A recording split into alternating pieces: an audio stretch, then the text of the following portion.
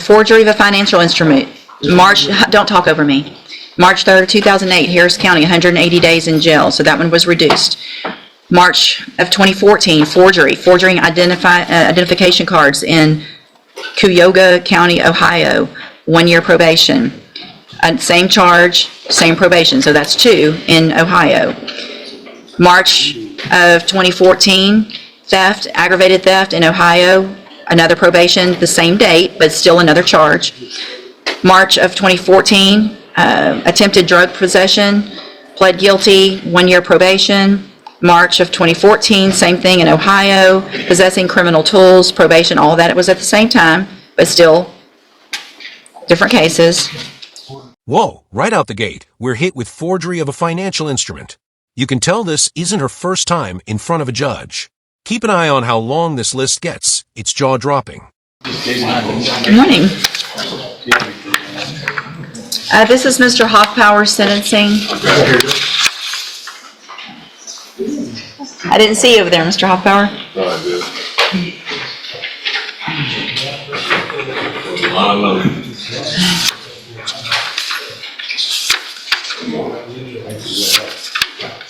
Good morning. Good morning. Are you Crystal Vogan?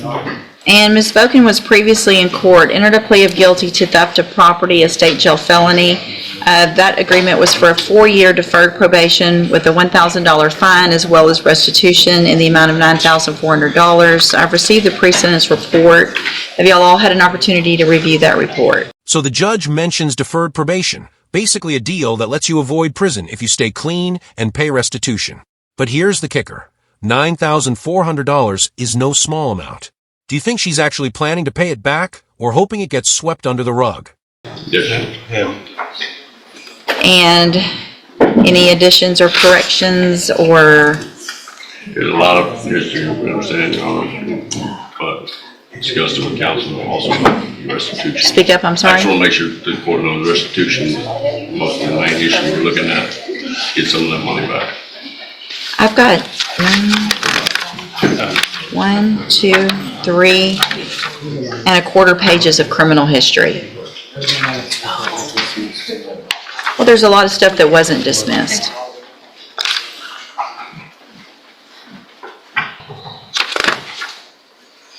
There were 14 felonies that weren't dismissed.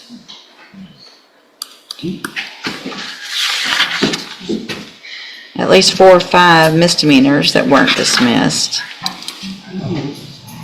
I understand the restitution, and y'all know my position on that already this morning, but there's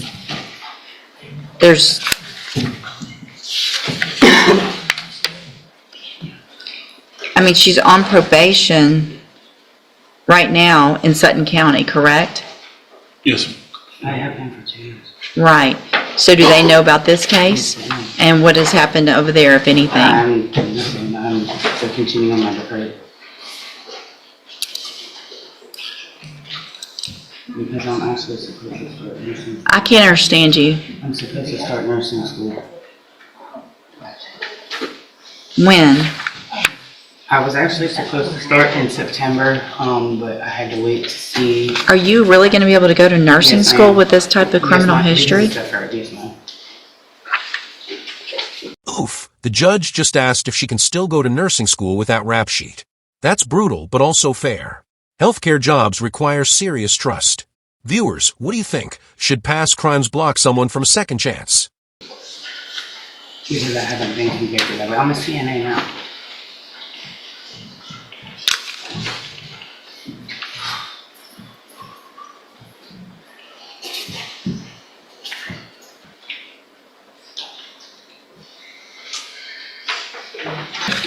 Because it shows 9,400, but then it also, that was from inside the bank, and then it shows 500 from an ATM and 100 from a cash app, totaling 10,000, not 9,400. Is that correct? And that would have been added on, Your Honor, that's a bank fee, I believe. I don't think that Well, it says 500 was withdrawn from an ATM outside the bank. Is that right?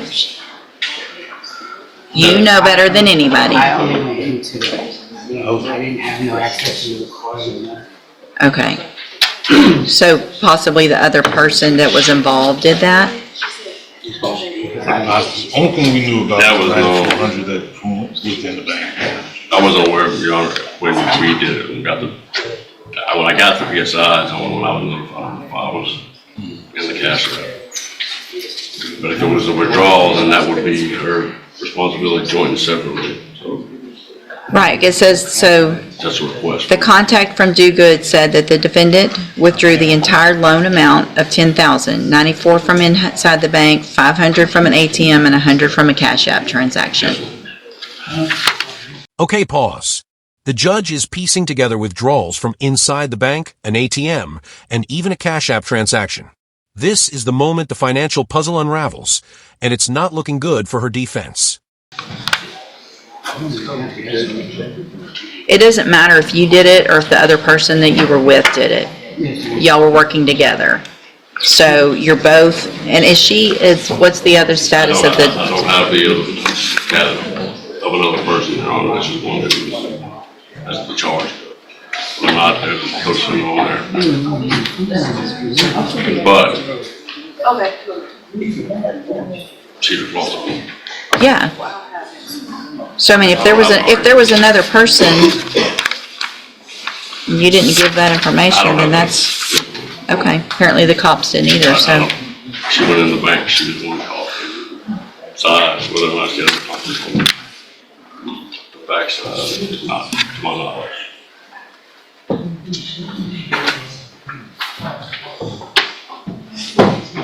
And hold on. So the probations in Sutton County, have they been transferred to Harris County? So you're going in person in Harris County? Yes, ma'am.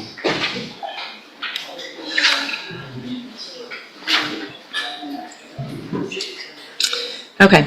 And so it's the state's position to go forward with the agreement? I understand the court's concern, and the state has the same. Like I said, our initial deal was to get some of the money back on our victim, however, we So, understand. all right, so here's what I'm going to do, Ms. Vogan. I'm going to find that you entered your plea of guilty freely and voluntarily. Can y'all hold it down over there, please? I'm going to find that you entered your plea of guilty freely and voluntarily, find sufficient evidence to find you guilty.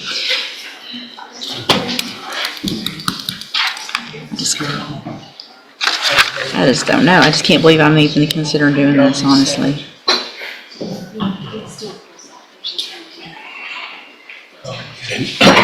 I'm not. I can't. There's no way. It has to be straight probation, and I realize that that's going to potentially have some issues, but I can't with 14 prior felony offenses, same type of thing. So I don't. you do. No, I don't. No, I don't. Okay. How many do you think you have? I have 3 hearings and one back home. Okay, you have lots of them that were at the same time for different offenses. And I was never convicted, never charged. Yeah, you did probations for them. Forgery of a financial instrument. Don't talk over me.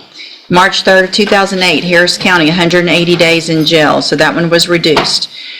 March of 2014, forging identification cards in Cuyahoga County, Ohio, 1 year probation.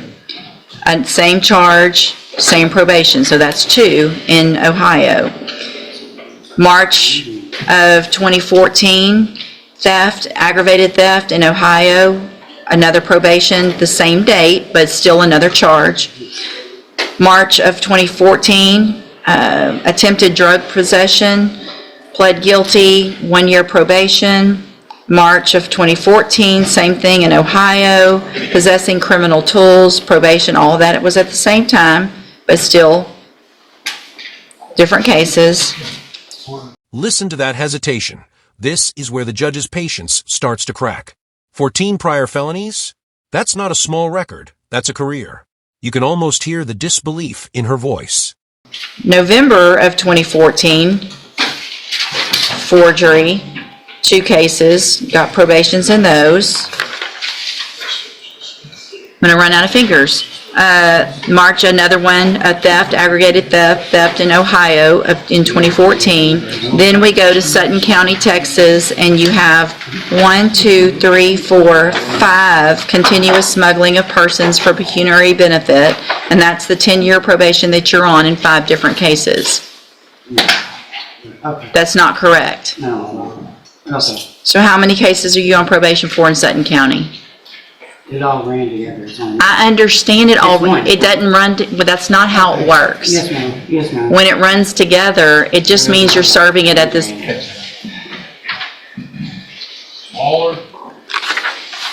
I'm rejecting the plea agreement. I'm resetting your case for 3 weeks. We'll see you back in 3 weeks. Y'all can talk about it then. Ma'am, What? this is not gonna help. It don't matter, my life's going on. Well, looks like you did that, not me. I'll see you in 3 weeks.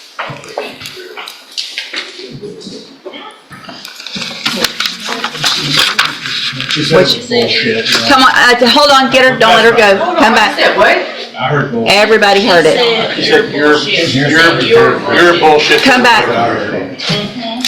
You're a lawyer. I told my lawyer he was bullshit, I didn't say this. You don't talk like that to anybody in this case because he didn't do this either, you did. He got me the plea. He did get you, he did a great job. I'm gonna find at this time that your bond is not sufficient because of your attitude and because of your criminal, because of your, I gotta go to work, so I'm gonna lose my job and everything too. Well, maybe you shouldn't cuss at your lawyer, maybe you shouldn't have this attitude here in the courtroom. I'm going to raise your bond. What's the bond currently set at?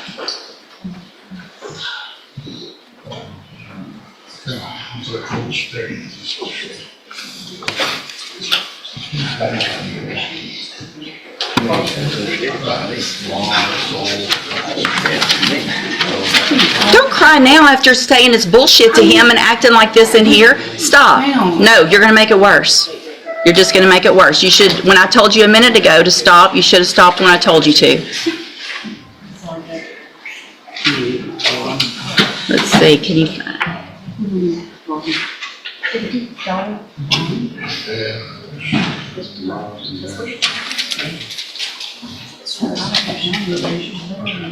all right, I'm going to set your bond at $25,000. Go back with the bailiff. And there it is, the courtroom explosion. The defendant's attitude just turned her case upside down. Judges hate disrespect, and this one's not letting it slide. Bond raised, temper flaring, and suddenly freedom's off the table. What do you think? Did the judge overreact, or was this the final straw?